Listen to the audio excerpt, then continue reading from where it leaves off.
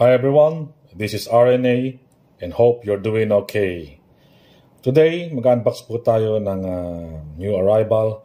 But before anything else, I would like to say shout out to Sir Patrick ng Quezon City. Sir, thank you so much po sa inyo. Okay, this is the unit.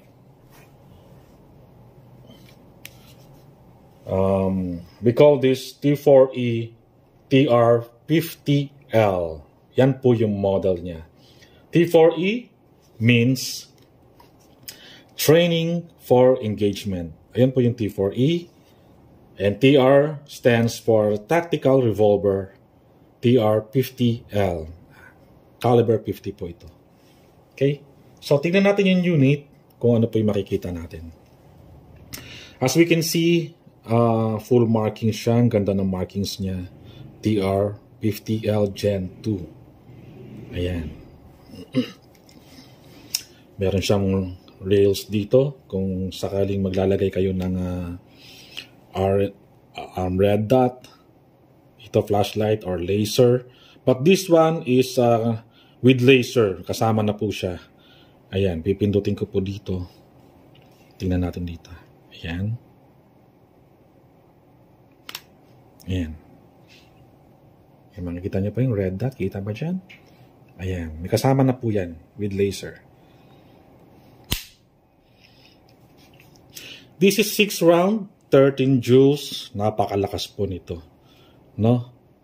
At syempre, fiber optic, front and rear. Napakaganda po. Glow in the dark. Kitang-kita po yung inyong tatargetin. Okay.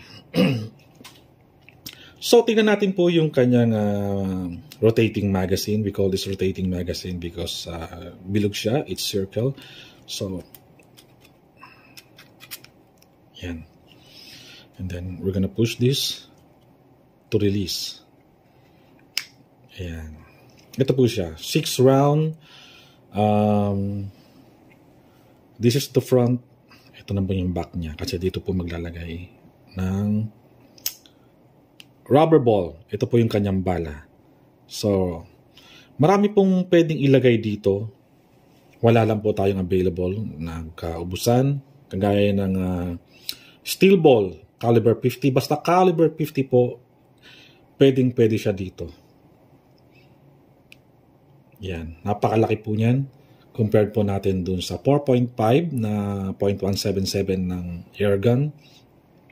Malit po yun. Parang anak na lang po yun. Yan. Paglalagay niya po dito at the back. Yan. So, ibabalik natin.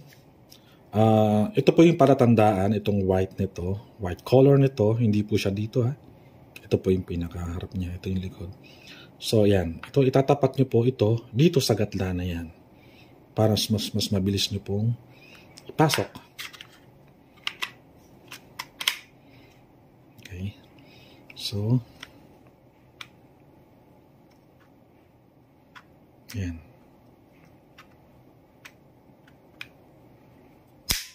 Okay.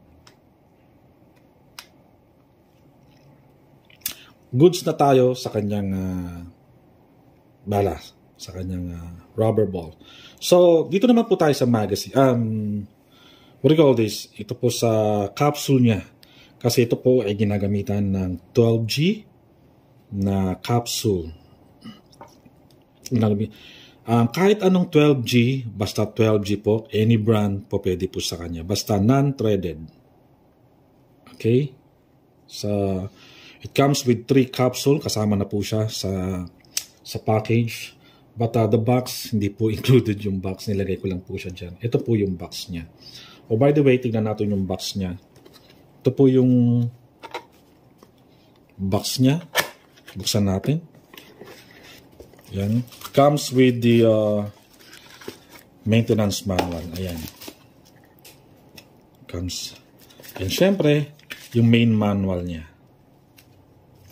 And then, yung Allen wrench niya para mag-zero, to zero yung sinisiro po kasi yung laser niya. Ito po yung gagamitin niya. Okay? So, bubuksan na. Maglalagay naman po tayo ng capsule. This is licensed from Umarex. Fully licensed po ng Umarex to. Okay? Ito yung pinaka-cup niya. Push natin, then left. Turn left. Counterclockwise ang pagbukas. Yan. Lalagyan po natin siya ng silicone oil. Hindi po natin siya pwedeng lagyan ng DW40, Singer oil, or baby oil. Ito lang po ang bukod tanging pwedeng ilalagay natin. Kung hindi, masisira siya. Sayang naman. Okay? So, lalagyan natin siya. Okay. Paglagay po natin doon, syempre, dito rin. Maglalagay din tayo ng kaunti niya. Okay. Antayin natin siyang i-absorb niya yung oil. Yan. Okay, lalagyan natin siya ng capsule. Ang paglagay po niya ay hindi pa ganyan. Hindi po pa ganyan. Mali po yan. So, pa ganyan po ang lagay niya. Remember po, ang paglagay, pa ganyan po. Sipak natin. This one. Hihigpitan po natin yan. Kapag humigpit na po yan, yung hindi na siya maiikot, yan. Ihinto niyo po muna. Okay? Yan, kapag hindi nyo gagamitin, kahit na meron pa po siyang capsule sa loob, hindi pa po siya puncture sa loob. Ibig sabihin na hindi pa nabubutas yung capsule niya. Dito po yan binubutas sa loob. So, pwede nyo siyang itabi muna basta doon sa mga hindi masyadong mainit na lugar. Yung katamtamang lugar lang. Kumari, malamig. No?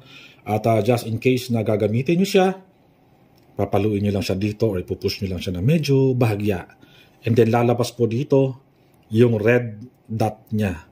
May indication po niya na nabutas na niya yung capsule. Kapag nabutas niya, lalabas po yan dito. Mamaya papaluin natin kapag gagamitin na natin. By the way, ito po yung karamihan na ginagamit sa home security defense or home defense kung tawagin nila kapag sa mga masasamang loob sa bahay ninyo. Ito po ang ginagamit. Even sa US, ito muna yung kanilang ginagamit kapag gusto nilang, you know what I mean. So, by the way, so I think let's test it. Test fire na natin siya. Wala naman na ako nakakalimutan. Okay? Push po natin. As we can see, the red dot. Ito po yung indication niya na na-puncture na po yung ating capsule and then ready to fire. Okay? Testing, test fire, license, Umarex Airgun, T4E, T50, TR50L. Okay? Firing.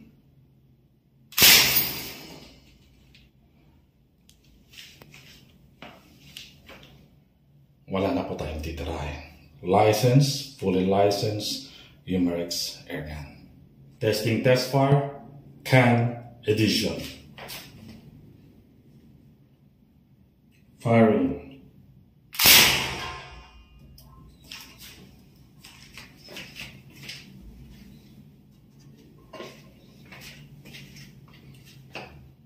Warak, Sir Patrick. One more time.